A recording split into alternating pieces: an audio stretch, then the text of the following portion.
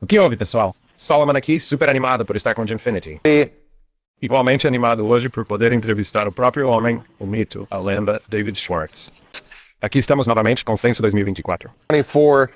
David, eu adoraria perguntar a você, agora que começamos aqui, você pode falar sobre a visão da Ripple e o roteiro para, você sabe, apenas uma visão geral do roteiro para DeFi de nível institucional no XAP Ledger? Claro. Portanto, a visão da Ripple é ter aplicativos DeFi em blockchains descentralizados e resistentes à censura, como o XRP Ledger, que também pode ter participantes institucionais que possam atender aos seus requisitos regulatórios e ter interoperabilidade significativa entre esses dois ecossistemas. Portanto, o exemplo mais óbvio disso é a stablecoin que anunciamos. Uma stablecoin é regulamentada conforme é emitido para clientes da Ripple que passam por procedimentos KYC e AML. Mas então ele acaba como se fosse um criador de mercado automatizado, ou pessoas que não são clientes do Ripple, ou estão conectadas ao Ripple de alguma forma. E permite uma espécie de ecossistema DeFi descentralizado que se liga a esse mundo em conformidade com as regulamentações. Observamos tokenização de ativos reais ocorrendo assim. Vemos isso acontecendo com os empréstimos em cadeia. Todas essas aplicações onde tanto as instituições quanto a adoção popular podem crescer juntas. E a razão pela qual acho que isso é tão importante é que se você observar como os ecossistemas atraentes crescem, é a sinergia entre a adoção popular e a adoção empresarial. Isso desencadeou o crescimento da internet. Se for apenas um bando de nerds da tecnologia que realmente amam a tecnologia, isso não vai realmente desencadear a adoção popular, como a adoção em massa, porque está muito focado na tecnologia. E se você tiver apenas a adoção empresarial, bem, isso é ótimo para as empresas, mas não vai permitir esses casos de uso de DeFi, que são a razão pela qual somos tão apaixonados por este espaço. Então eu acho que a visão aqui, e acho que é toda a indústria meio que virando a esquina da construção de sistemas que tenham um componente institucional e um componente de base que realmente funcionem juntos. Então faz sentido tê-los no mesmo. Não é legal que haja isso e aquilo sem relação afetando-os. Interessante, sim. Quero dizer, se nós, você sabe, olharmos para trás alguns anos em comparação com onde estamos agora, eu sempre brinquei que eu fico meio que sinto que estou insensível com a quantidade de coisas reais, coisas do mundo que estamos vendo acontecendo com a tecnologia. Penso como a rede de responsabilidade regulamentada no Reino Unido. E eu sei que o Ripple, obviamente, teve algumas provas de conceitos, mas não te surpreende que estejamos vendo esse nível de, digamos, eventos ao vivo com algumas dessas áreas de adoção. E você esperaria que essa tendência continuasse ao longo do tempo? Acho que o que mais me surpreendeu foi o pivô dos pequenos projetos com empresas de segundo ou terceiro nível, o que faz muito sentido. Se não lidera o mercado, é vital ser agressivo e ambicioso, procurando constantemente novidades para aumentar a participação. Mas o que eu realmente não esperava era ver empresas de primeiro nível, o HSBC, por exemplo, a BlackRock, empresas das quais todos nós já ouvimos falar, que lidam com enormes e absurdas quantias de dinheiro, experimentando essas novas tecnologias tão cedo. E elas estão dizendo que estes não são experimentos. Eles estão dizendo, ainda é cedo, mas isso vai ser um produto. Isso é algo com o qual temos algum nível de compromisso institucional. Acho que é realmente surpreendente ver isso. Porque, de novo, pensei que eles seriam a mesma coisa, chutando e gritando, certo? É como se a Sony pudesse ter feito o iPod, mas não o fez. A Apple fez. Então vocês vieram como grandes empresas de renome que já existiam, sendo arrastadas, chutando e gritando para novas tecnologias. É fascinante e emocionante ver essas empresas de nível 1 dizendo que achamos que a tokenização de ativos do mundo real será um negócio de 18 trilhões de dólares em apenas 4 anos. Sam. Isso é surpreendente e, claro, um sinal muito bom. Sam. E quero dizer, no aspecto RWA, quero dizer, é interessante ver esse tipo de mudança, porque a tokenização de ativos do mundo real tem ocorrido nos últimos anos. Há 3 ou 4 anos, o boom do setor imobiliário era um assunto de conversa geral. Muito difícil do ponto de vista regulatório. Claro. Mas então, quando você pensa sobre o que realmente são os ativos do mundo real, acho que muitas vezes as pessoas pensam em instrumentos financeiros, mas na verdade você pode levá-los para pessoas, lugares, dados, coisas, e o que isso significa. Mais ou menos assim no que diz respeito à tokenização. Ouvimos dizer que o mundo inteiro será tokenizado. Você acha que essa é uma afirmação um pouco obtusa, onde faz sentido tokenizar no curto prazo para examinar daí por diante? Acho que instrumentos financeiros, coisas como títulos do tesouro e títulos, ações tokenizadas, acho que isso faz muito sentido, porque onde os benefícios são como o que os blockchains públicos podem fazer, porque os blockchains públicos são meio caros. Como se você fosse um banco, não colocaria todos os dados de seus clientes em um bloco público. Não faz sentido. Eles são caros. Você tem que ser capaz de obter algum valor real disso. E onde eu acho que esse valor é mais claro, é nesses casos de uso financeiro, onde você tem pessoas que não têm acesso a uma boa maneira de obter retorno. Eles podem basicamente colocar dinheiro no colchão ou suas moedas locais estão sujeitas à inflação. E eles podem não ser capazes de adotar diretamente esse tipo de coisas regulamentadas. Provavelmente não podiam comerciar diretamente com a Ripple, mas podiam obter stablecoin da Ripple do DEX, acessando protocolos de empréstimo para se tornarem credores. Assim, eles poderiam obter um retorno com risco muito baixo, sem que alguma empresa tivesse que decidir que vale a pena servi-los, porque podem enfrentar desafios de escala e questões regulatórias. Então acho que é aí que faz mais sentido. E acho que outros casos de uso provavelmente virão mais tarde. Mas acho que onde está o dinheiro, você sabe, faz mais sentido onde as pessoas estão. Os mais pobres servem. Onde você não precisa ser fantástico para ser competitivo. Se você tiver que vencer, empresas como JP Morgan Chase gastaram bilhões de dólares construindo esses produtos financeiros que são muito eficientes para casos de uso específicos. Como se você precisasse transferir dólares americanos para a Europa, como se eles tivessem acertado isso. Se você tivesse que competir com eles nesse setor de mercado para ter sucesso, teria que gastar quantias absurdas de dinheiro antes de poder fazer qualquer coisa. Então acho que focar no tipo de casos de uso mal atendidos, onde não é lucrativo construir um produto especificamente, se você tivesse que construir o produto inteiro apenas para eles, não faria sentido. Acho que é aí que surge essa longa cauda financeira. Então pode acontecer, como você mencionou, como todos os tipos de pessoas, lugares, outras coisas. Mercado imobiliário caro, por isso sua importância. É difícil usá-lo como garantia para empréstimos. É difícil fazer propriedade fracionada. Então, onde há pontos problemáticos específicos e há alto valor, isso é ótimo. Se o valor for baixo, justificar gastos é difícil, a menos que haja problemas óbvios. Nesse caso, pode haver uma vantagem teórica, mas sem efeitos tangíveis, podendo ser irrelevante. Eu adoraria se você... Eu sei que conversamos brevemente sobre isso no ano passado, mas quero dizer, o formador de mercado automatizado, o AMM está ativo, nativo do Razão XRP. O que isso significa? Quero dizer, o que vimos até agora em relação ao uso de AMM. Então, como você imagina que talvez isso se transforme à medida que as bases de conhecimento individuais aumentam, ou talvez as instituições queiram começar a alavancar coisas assim? Estou apenas curioso para saber a sua opinião sobre onde estamos agora com o AMM e como as pessoas, você sabe, na sua opinião, irão aproveitá-lo talvez no futuro. Acho que é um bom exemplo de ponte entre o tipo de caso de uso institucional e o tipo de caso de uso básico. Como instituições, nos comparemos às moedas estáveis de nível empresarial, equivalentes aos tokens negociados por esses AMMs. Mas haverá participantes que poderão ser mal servidos, que captam capital, compram ações do AMM e depois podem obter um rendimento através do fornecimento de liquidez. Então, a liquidez é como uma ótima mistura. Acho que o futuro fica interessante. É onde há mais uso da liquidez. Portanto, se você estiver fornecendo liquidez, seu retorno será baseado na demanda por liquidez. Liquidez procurada não é tão alta. Gostaríamos muito de ver isso ainda mais alto. Então acho que nesses casos de uso, há uma espécie de sinergia. Para pagamentos se usa ativo que requer liquidez. Para empréstimos e pagamentos, pessoas usam ativos necessitando de liquidez ao trocar diferentes ativos. Eu acho que onde há aquela sinergia, onde os AMMs se tornam parte de um ecossistema vibrante, onde há muita demanda por liquidez, você sabe, uma oferta de liquidez não faz nenhum bem se não houver demanda por ela, e uma demanda por liquidez não adianta nada se não houver abastecimento. E então eu acho que cultivar essas coisas em que todos esses casos de uso podem fazer uma espécie de polinização cruzada e fornecer um tipo de pacote atraente para as pessoas. Sim, é interessante. Quero dizer, é como se toda a economia de aspectos estivesse sendo construída simultaneamente. Tivemos a oportunidade de entrevistar a Shul da Replex. Talvez isso tenha sido 3 ou 4 meses atrás, e um grande foco, obviamente, fez. Portanto, identificadores descentralizados e identidade digital. Estou curioso do seu ponto de vista quando você olha para algo como o D&D e como esse padrão global que está sendo trabalhado por muitos participantes diferentes, obviamente, como você acha que isso está vinculado à adoção empresarial institucional? Você sabe, obviamente, quando você pensa em identidade na cadeia, você pode começar a pensar em credenciais verificáveis e aspectos de conformidade. Eu adoraria se você pudesse nos explicar um pouco sobre isso. Claro. Então imagine que você deseja embarcar, você é uma empresa, deseja integrar algum projeto no XRP Ledger ou em qualquer lugar do ecossistema DeFi e tem regulamentos sobre como pode fazer negócios. Portanto, você poderá habilitar casos de uso de DeFi mais adiante, mas não poderá fazer negócios com partes anônimas. Não deve dar a terroristas indivíduos na lista negada. É fundamental. Assim, cada cliente deveria independentemente contatá-lo. Você teria um custo alto em termos de verificação de identidade e o pior é que teria que armazenar todos os dados. Então agora você precisa de segurança cibernética, e se seus dados forem roubados, isso será terrível para seus clientes. Porque uma das melhores coisas do DeFi é que não precisamos confiar uns nos outros. Esses mecanismos garantem que nem eu te engano, nem você me engana. Mas se tiver de lidar a minha identidade, tenho de confiar nas suas medidas de segurança cibernética e todos dizem que estão seguras.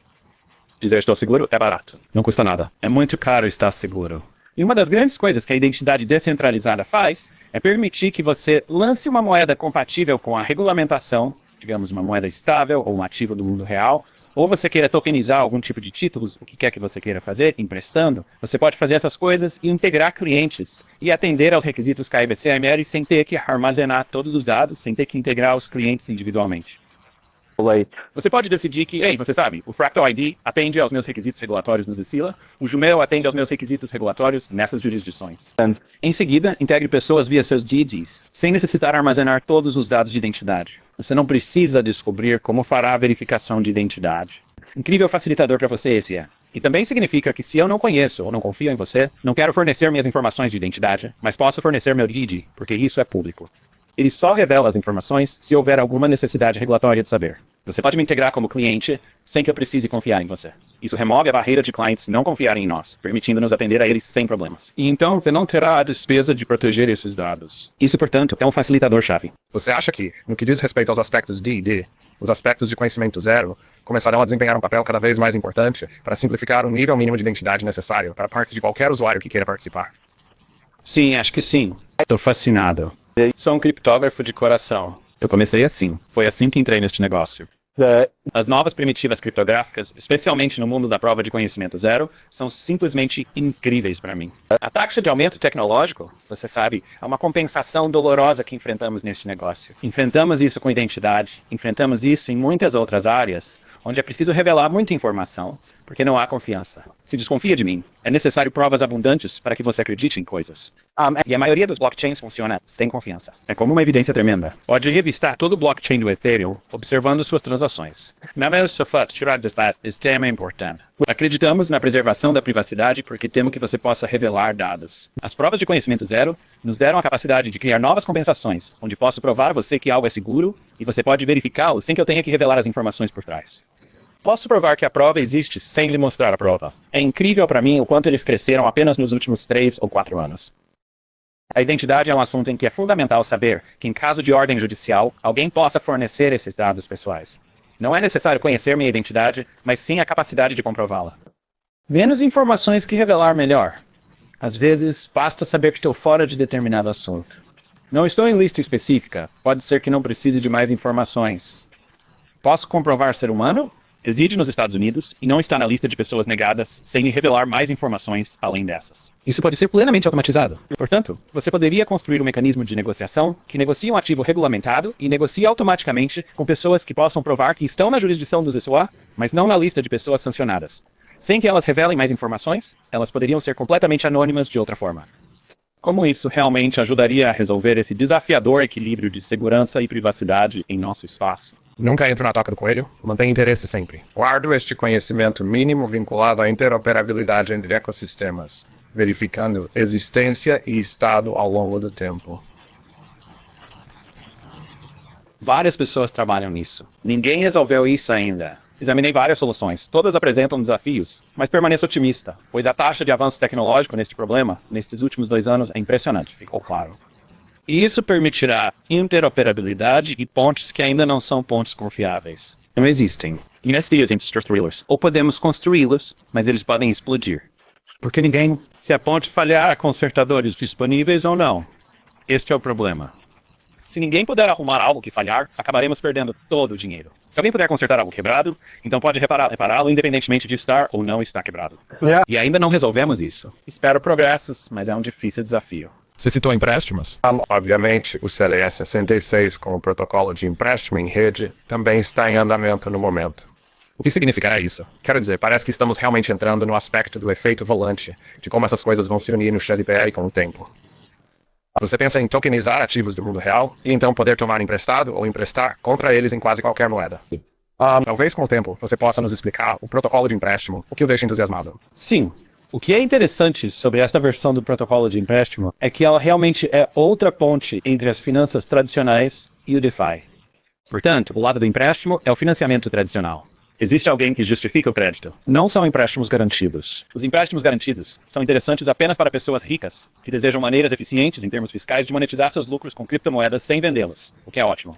É um caso de uso legítimo, mas não é um empreendimento interessante. Eu não acho.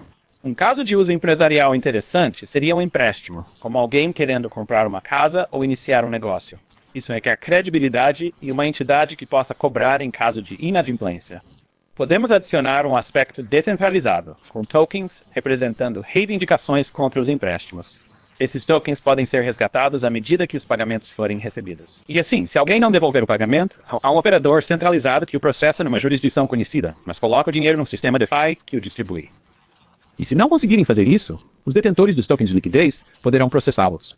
É um híbrido interessante, regularmente controlado, como empréstimos comerciais imobiliários, sem omissão de conteúdo. Eles são empréstimos tradicionais, exceto que são tokenizados neste sistema DeFi do Velho Oeste, onde podem ser negociados em um DEX ou você sabe. E essa capacidade de tomar empréstimos contra seus ativos é tremendamente valiosa, especialmente para ativos que são mantidos a longo prazo e apenas semilíquidos. Setor imobiliário, exemplo notável. Tipo, é ótimo poder tomar empréstimos imobiliários, mas o atrito nesse setor é muito alto. E esse é outro caso de uso de alto valor, com muitos pontos problemáticos existentes que podem ser resolvidos. Sam, tivemos uma entrevista com um indivíduo que trabalhava na moeda DTCC ou SEC, sempre pronuncio errado, moeda S ou C, seja lá o que for. Mas ele estava falando sobre como é tão fascinante pensar que as pessoas podem realmente gostar de um empréstimo em tempo real contra a sua casa ou seu carro, uma vez que são tokenizadas em cadeia, porque isso simplesmente não existe agora no que diz respeito a ser capaz de fazer algo perfeitamente. E então, do outro lado disso, digamos que eu tenho dinheiro e quero retornar de forma bastante segura. Esses são empréstimos bastante seguros, que normalmente são meio difíceis, como se você fosse muito rico e servisse como carteiras de empréstimos que você pode comprar através de corretoras. Você sabe. Mas isso é muito difícil. Como se um cara na Guatemala que acabou de receber o pagamento do dia não pudesse acreditar nessas coisas. Mas em um ecossistema DeFi, ele pode comprar tokens de liquidez sobre uma dívida com qualquer ativo que tenha. Contanto que haja algum ativo que ele possa obter e que possa negociar naquele DEX, haverá um caminho pelo qual ele poderá obter exposição comercial, empréstimos imobiliários do lado do empréstimo. Isso é legal. Sim, certo. Porque essas são pessoas terrivelmente mal atendidas. Elas necessitam apenas de uma rampa de acesso. Sim. Portanto, outro anúncio notável recentemente, obviamente Ripple e Pure Assist no sidechain EVM do Razão XRP, utilizando a operação EVM ou Sistema Operacional EVM. Vou pronunciar isso incorretamente e eliminar esse nome, mas sei que é Sistema Operacional ou Sistema Operacional EVM. O que isso representa? Quero dizer, quais são algumas das coisas? Eu sei que há doações, há áreas de doações envolvidas, obviamente há potencial para algum tipo de liquidez para frente e para trás. Mas com o que você está mais animado no que diz respeito à cadeia lateral? O EVM e aspectos estão em causa. Bem, o CRP Ledger é uma espécie de blockchain de função fixa. Tem muitas funções, sabe? Tem um AMM, tem ativos emitidos, tem moedas estáveis, vai ter um protocolo de empréstimo, mas não tem como Turing Complete Smart Contracts. Portanto, você não pode estendê-lo facilmente para funcionalidades desejadas e nas quais ninguém mais está interessado. Você pode fazer isso em uma cadeia EVM. Mas se você tiver o livro Razão XRP aqui e uma cadeia lateral EVM aqui, se eles não interoperarem, então é apenas mais uma coisa que não tem nada a ver com Xi. Ele não expande o que você pode fazer no ecossistema XRP. E você tem essas duas coisas que você afirma que estão meio que presas juntas, mas não funcionam juntas. Então é meio sem sentido. Você sabe, novamente, é como colocar um sistema comercial em um blockchain público, mas ninguém pode acessá-lo, exceto os usuários corporativos, o que algumas pessoas fizeram como não sendo interessante. Então o que você precisa é de comunicação entre esses blockchains para que pareça um ecossistema perfeito. E enquanto você estiver fazendo isso, você também pode conectá-lo a outros ecossistemas, que são como o ecossistema Ethereum. E o Cosmos é como um sistema que faz isso, Axelar, Quorum um pouco. Como se houvesse todos esses ecossistemas diferentes que tentaram unir blockchains. E o que é empolgante nisso é que, se for preciso, se eu fosse a única empresa na internet, eu teria dificuldades, como se eu administrasse a única empresa na internet. Eu teria dificuldade em convencer você a carregar um smartphone, fazer com que você tenha uma internet doméstica. Porque não posso fornecer 8.000 serviços, não posso fornecer as coisas que tornam a internet atraente. Por que a internet é atraente? Porque com smartphone e acesso doméstico, pode-se navegar em qualquer site, acessar qualquer serviço, tudo funcionando bem. Como se já existisse tanto tempo, pode haver algum serviço que você nunca ouviu falar, que você descobre hoje à noite, encontra na internet e é ótimo para você. Tudo funciona simplesmente. E é disso que precisamos. Interoperabilidade é crucial, pois sem ela, usuários prescindirão se puderem acessar apenas o que o Ripple construiu ou mesmo conteúdo no ecossistema XRP. Isto simplesmente não será tão atraente quanto a internet. Então precisamos disso, precisamos de interoperabilidade. Se o seu dinheiro está aqui e você precisa dele aqui, e é doloroso para você chegar ao primeiro nível de interoperabilidade, você deve ser capaz de mover tokens em diferentes ecossistemas. E dessa forma, eles se sentem conectados e realmente estão conectados. Então, se o ativo que você deseja está em outro blockchain, ou você deseja acessar algo que está na cadeia lateral, EVM, é um aplicativo de contrato inteligente, e você tem XRP no livro razão, XRP, você deve ser capaz de fazer isso com o mínimo de dor. E idealmente seria completamente invisível para você. Assim como na internet, você não pensa necessariamente onde está o servidor. Estou usando o TCP/IP agora. Em Gigabit Ethernet estão eles. Eles estão em fibra. Eles estão em Wi-Fi. Tudo simplesmente funciona. Não é necessário pensar sobre isso. E esse é o mundo em que queremos entrar. Ninguém resolveu completamente esse problema ainda. Ainda não se integra em um ecossistema. Mas a portabilidade de ativos é uma grande parte disso. E projetos como Evemos, que utiliza Cosmos para portabilidade de ativos, Axelar, que possui ponte, Corion, que possui tecnologia de ponte. Ninguém tem a solução perfeita ainda, mas essas soluções funcionam muito bem, pelo menos para a portabilidade de ativos, e estão melhorando aos trancos e barrancos. Então, eu acho que se vamos virar essa esquina para gostar da adoção institucional e da adoção popular, que realmente nos torna algo que todos no mundo consideram atraente, a interoperabilidade terá que ser para você. Você não deveria ter que pensar, isso não faz parte da teoria. Fail to translate. E isso que estou fazendo é, você sabe, avalanche. Tipo, se você tiver que pensar sobre isso, estamos perdendo. Sim. Eu sei que você também fez um discurso aqui, hoje no Consensus. Algumas inovações sobre as quais vocês se emocionaram em discutir e que foram citadas no palco merecem ser abordadas, não é? Como você nos compartilhar alguma coisa sobre isso hoje? Bem, hoje começamos a falar sobre oráculos, que são necessários para fazer coisas como empréstimos garantidos. Você tem que saber o valor da garantia para ter chamadas de margem e automatizar esse sistema. Portanto, há muitas aplicações agrupando coisas em pacotes de ativos, propriedade fracionada. Muitos desses casos de uso requerem suporte Oracle. Assim, oráculos provavelmente se tornarão instituições regulamentadas, onde processos podem ocorrer caso estejam enganados. Mas qualquer pessoa pode usar os dados do Oracle, ele se conecta a um ecossistema DeFi. E o outro são os tokens multifuncionais. Portanto, atualmente no XRP Ledger, temos tokens fungíveis que chamamos de ativos emitidos. Você pode usar, e temos tokens não fungíveis. Mas há alguns casos de uso intermediários, em que nenhum deles realmente funciona bem. Normalmente, cito ingressos para shows como exemplo. Tipo, se você ganhar 0,99 de ingresso para um show, nós deixamos você entrar? Estranho. E eles são meio fungíveis. E não porque há assentos diferentes no show. E também ativos que precisam ter uma descrição de ativo. Portanto, os ativos emitidos no livro Razão XRP não existem realmente como uma coisa. Como se você tivesse um ativo e eu tivesse um ativo, mas o ativo em si não é real. Tipo, se você tem ouro e eu tenho ouro, todo o ouro do mundo é uma espécie de noção. Não é algo ao qual você possa anexar propriedades. Tokens multiuso, o ativo em si é algo ao qual você pode anexar propriedades. E isso é muito útil para ativos que têm problemas de conformidade regulatória ou têm propriedades do próprio ativo que precisam ser ajustadas, como se tivessem uma taxa de inflação ou algo assim. Essa é uma propriedade do ativo, e, portanto, o ativo deve ser algo ao qual você possa atribuir propriedades. Portanto, tokens multifuncionais não são coisas que você usará diretamente, mas são facilitadores para casos de uso futuros. Poderiam ser coisas como derivativos, coisas como propriedade fracionada, empréstimos garantidos versus empréstimos do tipo mais comercial que já propusemos. Portanto, é um caminho a seguir para tecnologias mais novas no próximo ano ou depois. Eu adoraria seus pensamentos. Quero dizer, nós, como mencionei, já no início, no que diz respeito a tantas iniciativas que vão ao ar, quão cedo você ainda acha que estamos no que diz respeito à adoção em massa? E acho que você aludiu a isso alguns minutos atrás, tipo, precisamos que essas coisas estejam operando sem que realmente saibamos que está operando. E precisamos de uma adoção institucional real que impulsione, isso sim, a adoção institucional. Assim, por exemplo, como o Ripple tem um sentido de adoção institucional, temos clientes que usam XRP para pagamentos. Temos clientes que usam moedas estáveis para pagamentos. Mas isso não traz seus clientes para o blockchain. Portanto, embora isso seja bom, isso realmente não turbina a adoção em massa da mesma forma que coisas como ativos tokenizados do mundo real. Se houver ativos tokenizados do mundo real, se houver empréstimos, digamos que haja empréstimos TradFi, e você pensa, quer saber, eu tenho esse dinheiro e não tenho uma boa maneira de investir. Preciso entrar no blockchain como usuário do blockchain para poder emprestar. Agora você é um usuário blockchain. Se quisermos obter adoção em massa, o que precisamos é de instituições que tragam seus clientes para blockchains. É assim que você conseguirá adoção em massa. A Amazon traz seus clientes para a internet. Você quer ser um cliente Amazon? Você é um usuário da internet.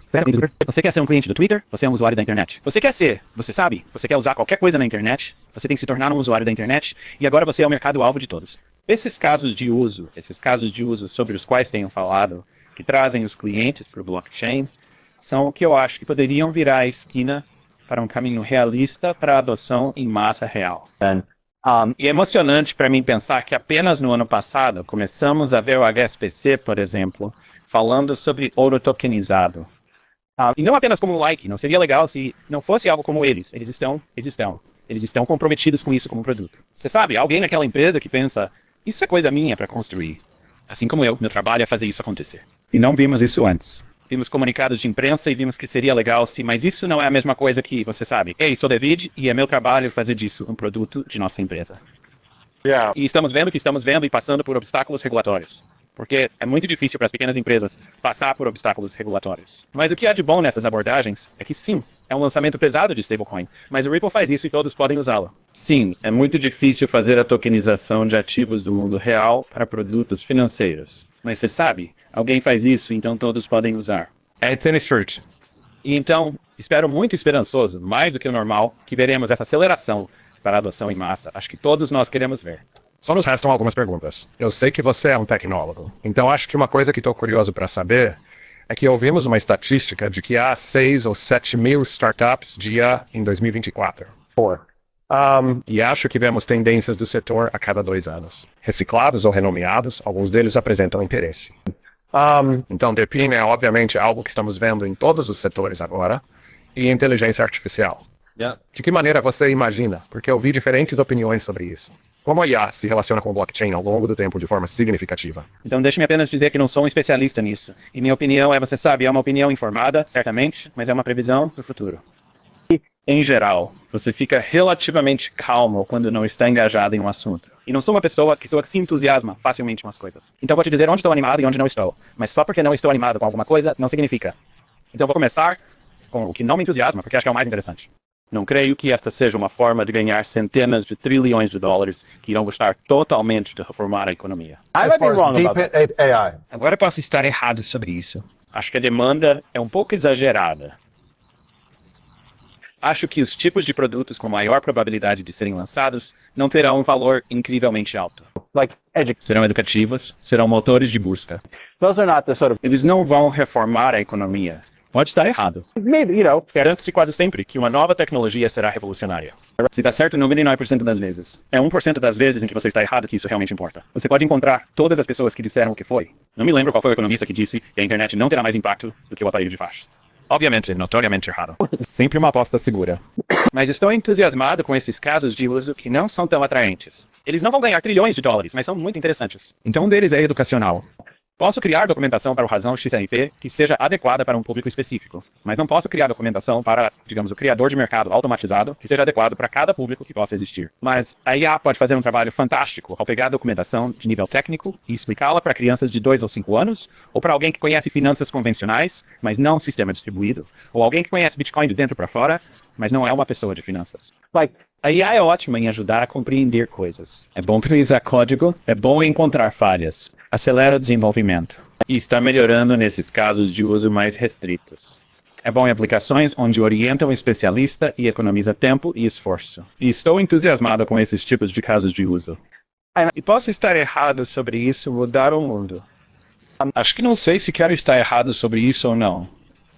Mas acho que educação, desenvolvimento, auditorias de segurança, esse tipo de coisa, e muitas tarefas comuns da vida. Não sei quantas pessoas você conhece usaram produtos como o ChatGPT, ou você conhece esses copilot de codificação. Eles são, na verdade, muito bons, como eles automatizam muito. Vão acelerar muitas tarefas da vida, contanto que você possa rejeitar o absurdo com certeza 100%.